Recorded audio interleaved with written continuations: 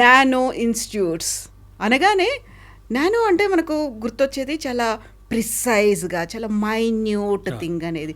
Me group of ఇన్స్టిట్యూషన్స్కి ఎందుకని nano అని పెట్టుకున్నారు? ఎగ్జాక్ట్లీ అండి, మీరు చెప్పిన పదం ప్రిసైజ్ అంటారు కదా. ఈ కాంపిటేటివ్ ఎగ్జామినేషన్స్ అన్నీ కూడా ఇవి రిలేటివ్ పర్ఫార్మెన్స్ మీద ఆధారపడి ఉంటాయి. సో రిలేటివ్ పర్ఫార్మెన్స్ అన్నప్పుడు నేను ఎంత బాగా చేశాను అనేదే కాకుండా నాకన్నా వేరే వాళ్ళు ఎంత బాగా చేస్తున్నారు అనే దాని మీద డిపెండ్ అయి ఉంటుంది. So this requires minutest attention to each and every detailing.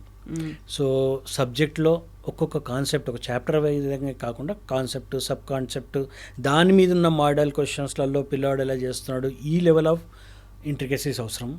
అలాగే పిల్లోడు స్ట్రెంగ్స్ ఎక్కడున్నాయి, వీక్నెస్ ఎక్కడున్నాయి, ఏ సబ్జెక్ట్లో ఏ ఏరియాస్లో బాగా చేయగలుగుతున్నాడు, this kind of detailing is needed.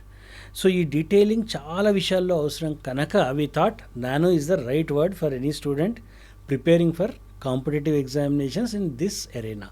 Okay, అయితే ఇప్పుడు నానో అంటే చాలా చాలా సూక్ష్మంగా చూడాలి, దాన్ని గమనించాలి, అర్థం చేసుకోవాలి. యూజువల్గా కాంపిటేటివ్ ఎగ్జామ్స్ అనగానే ఉండేటువంటి ఒక ట్రెండ్ ఏంటంటే ఓకే ఈ సబ్జెక్టు లేకుంటే ఈ లెసన్ ఈ చాప్టర్ నుంచి ఎక్కువగా వస్తాయి, దీంట్లోంచి చాలా చాలా తక్కువ వస్తాయి, దీన్ని వదిలేసేయండి, ఎంతసేపు నాకు మార్క్స్ కావాలి, ర్యాంక్ కావాలి అదే ఉంటుంది తప్ప అలా ఎక్స్క్లూడ్ చేయాలి, దీన్నే ఎక్కువగా ఫోకస్ పెట్టాలి, ఆ కాన్సెప్ట్ని ఎట్లా చూస్తారు మీరు? ఫార్చునేట్లీ ఈ జేఈ అడ్వాన్స్డ్ అనే ఎగ్జామినేషన్ ఎలా అవుతుందంటండి, ఈవెన్ నీట్ కూడా కరెంట్ ఈసారి వచ్చిన పేపర్లో తీసుకుంటే విషయం పట్ల పైపైన అవగాహన ఉండి సూక్ష్మంగా విషయ పరిజ్ఞానం లేని పిల్లోడు ఈ పేపర్ని అటెంప్ట్ చేయలేడు. చాలా టఫ్ వచ్చింది అనేది కూడా విన్నాను. చాలా టఫ్ ఉంటుంది, ఖచ్చితంగా ఉంటుంది. అండ్ దాంట్లో ఒక్క క్వశ్చన్ చేయాలన్నా కూడా ఆ విషయం సూక్ష్మంగా అర్థమై ఉండాలి. సో పిల్లోడికి బ్రెడ్త్ లెంత్ ఆఫ్ ద కాన్సెప్టే కాదు, డెప్త్ అనేది చాలా ఇంపార్టెంట్. ఎన్ని చాప్టర్లు ఎన్ని చేశారనే దానికన్నా కూడా చాప్టర్ని ఎంత లోతుగా అధ్యయనం చేశారనేది చాలా చాలా చాలా చాలా ఇంపార్టెంట్ అవుతుంది జేఈ అడ్వాన్స్ లాంటి ఎగ్జామినేషన్లో.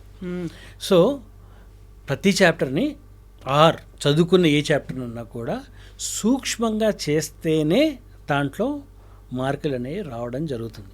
అంటే నేను 100% తరువు ఉండక్కర్లేదు అనుకుంటున్నాను. 100% ఓకే టాపర్ అయితే తరువు ఉంటాడు, నా వల్ల ఓన్లీ 50% ఆఫ్ ద చాప్టర్సే అవుతాయి. సో ఇప్పుడు 50% ఆఫ్ ద సిలబస్ నా వల్ల అవుతుంది. అయితే నేను ఏం చేయాలి? నార్మల్గా అయితే జనాలు ఏం చేస్తారు, వేరే కాంపిటేటివ్ ఎగ్జామ్స్ అంటే 50% ఆఫ్ ద సిలబస్ చదువుకొని వెళ్తారు. కానీ 50% ఆఫ్ ద సిలబస్ చదువుకునే కన్నా ఏవైతే చదువుతున్నామో ఇక్కడ డెప్త్లో 50% కొంతమంది కాంప్రమైజ్ అవుతుంటారు. దీంట్లో ఈ చాప్టర్లో నేను ఇంతవరకే చేస్తాను, నెక్స్ట్ లెవెల్ ఆఫ్ డిఫికల్టీ వదిలేస్తాను అంటారు. సో 2 చాయిసెస్ ఉన్నాయి. అయితే 50% చాప్టర్స్ చేసుకోవచ్చు, లేదంటే డిఫికల్టీ లెవెల్లో 50% వదిలేయచ్చు. జేఈ అడ్వాన్స్ లాంటి ఎగ్జామినేషన్లో 50% సిలబస్ చేసుకున్నా కూడా దాన్ని కంప్లీట్ డెప్త్కి ట్రావెల్ అవ్వాల్సి ఉంటుంది. సో డెప్త్లో ఎక్కడ కాంప్రమైజ్ చేసుకోవడానికి కుదరదు. కనుక సూక్ష్మంగా ఏ చాప్టర్ చదివినా, కొన్ని చాప్టర్లు చదివినా పర్లేదు, కానీ వాటిని సూక్ష్మంగా ప్రతి విషయం దాంట్లో అవగాహన ఆలోచించి చేయాల్సిన అవసరం ఎంతైనా ఉంటుంది. So that is wear JEE advance as an examination is different. అవును, అందులోనూ ఫిజిక్స్ అనగానే కొంచెం తెలుగు స్టూడెంట్స్కి, అంటే మన 2 రాష్ట్రాల్లో ఉన్న తెలుగు స్టూడెంట్కి కొంచెం టఫ్ సబ్జెక్ట్ అనేది ఒక ఫీల్ ఉంటుంది కదా. ఈసారి అంటే జేఈలో గత 4 సంవత్సరాలుగా ఈ ట్రెండ్ మారిందండి. ఇప్పుడు మ్యాథమెటిక్స్ని టఫ్ చేశారు, ఫిజిక్స్ని ఈజీ చేశారు. ఒకప్పుడు ఫిజిక్స్ అంటేనే భయం వస్తుంది, physics was the toughest. But last 4 years physics is easiest of the most scoring physics అయిపోయింది. అండ్ మ్యాథమెటిక్స్ జేఈలో టఫ్ అయింది. అండ్ ఈసారి నీట్ విషయంలో physics always it is considered to be tougher of the 4 by the children. ఈసారి it has become the toughest, అంటే చాలా toughest అయింది. So exam to exam కొంచెం వేరియేషన్ ఉంటుంది. జేఈ అడ్వాన్స్లో ఫిజిక్స్, జేఈ మెయిన్లో physics is the easiest as per the current trends. And నీట్లో physics is the toughest. And BITS లాంటి ఎగ్జామ్స్లో తీసుకుంటే physics is okayish, maths plays a critical role there. ఎంసెట్లో maths weightage చాలా ఉంటుంది, 50% of the syllabus. So physics role is nominal. So ఇలా variations exam to exam మారుతూ ఉంటుంది. సో ఇక్కడే కరెక్ట్గా మనకి ట్రెండ్ అనేది ఎప్పుడు ఎలా మారుతుందో, ఏ సబ్జెక్ట్ ఈజీ ఉంటుందో, ఏ సబ్జెక్ట్ టఫ్ వస్తుందో, ఏది అసలు ఇంకా టఫెస్ట్ అవుతుందో అనేది అసెస్ చెయ్యలేని టైంలోనే మీరు చెప్పినట్టుగా ఇన్డెప్త్గా నాలెడ్జ్ అనేది అవసరం అవుతుంది కదా. సో ఆ టైంలో స్టూడెంట్స్ మీద ఫోకస్ అనేది నానో ఎలా పెడుతుందండి? సో నానోలో ఉన్న అడ్వాంటేజ్ ఏంటంటే బోత్ వి ఫౌండర్స్, నేను శ్రీనివాస్ గారు ఇద్దరం, we're from a proper education ఉండి కాంపిటేటివ్ ఎగ్జామ్స్ క్రాక్ చేసి టీచింగ్ అన్నా లేదంటే అకాడమిక్స్ అన్నా ప్యాషన్ తోటి we're here by choice, not by chance. So మేము ప్రతి విషయాన్ని లోతుగా అధ్యయనం చేస్తామండి. కాంపిటీషన్ విషయం అయినా లేదంటే any latest news as far as this we keep a eye on it. And we also try to anticipate వీటన్నిటి ఇప్పుడున్న డేటాని బేస్ చేసుకొని. ఇప్పుడు లాస్ట్ టైము నీట్లో ఒక పేపర్ లీక్ కేసు అవ్వడము, సుప్రీంకోర్టు వరకు వెళ్ళడము, ఇదంతా జరిగాయి. ఈ జరిగిన దాన్ని చాలా వరకు అంతవరకే ఇన్ఫర్మేషన్ లాగా చూస్తారు. బట్ నానోలో ఏమవుతుందంటే మేమంతా కూర్చొని దీని ఇంపాక్ట్ ఈ సంవత్సరం పేపర్ మీద ఎలా ఉండబోతుంది అనేది ఆలోచిస్తాం. అంటే 1 year అహెడ్.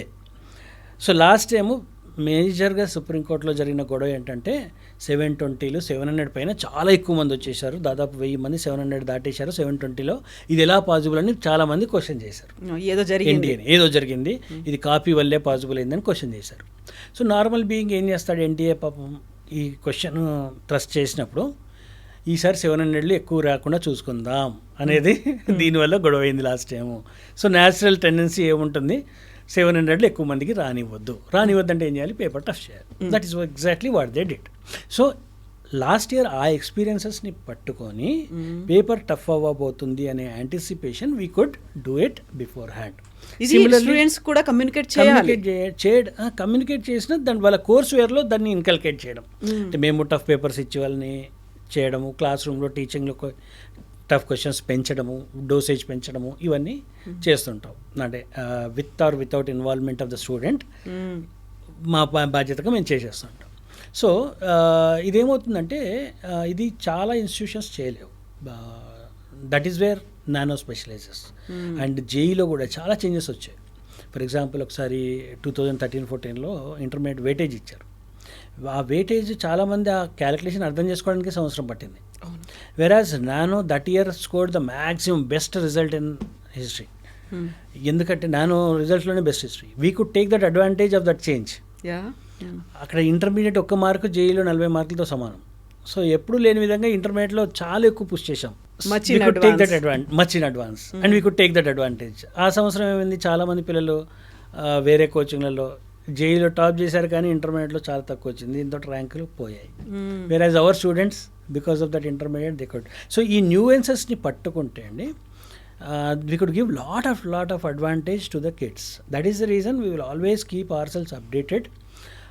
అప్డేట్ చేసుకోవడమే కాదు, ఇన్ఫర్మేషన్తో ఆ ఇన్ఫర్మేషన్ ఇంపాక్ట్ ఎలా ఉండబోతుంది అనేది మేము గ్రహించి దాన్ని పిల్లలకి అడ్వాంటేజ్ ఇవ్వడం జరుగుతుంటుంది నానోలో. That is where we are completely different from any other institution even on a all India basis.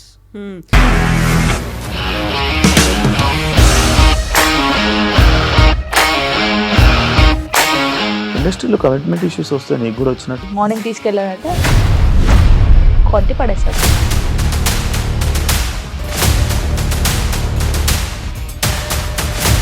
ఒక్కళ్ళు కూడా చూడలేదు ఈ సినిమా అని చెప్పడానికి కూడా చాలా ధైర్యం కావాలి. అది నిజం కదా, దాంట్లో ధైర్యం ఏంటి? ఇది నెక్స్ట్ డే ప్లేట్ మార్చేస్తే తప్పు కదా. As of now we're comfortable this అని నేను అనుకుంటున్నాను. రష్మిక గారిది మీది ఒకే ఊరు అంట కదా.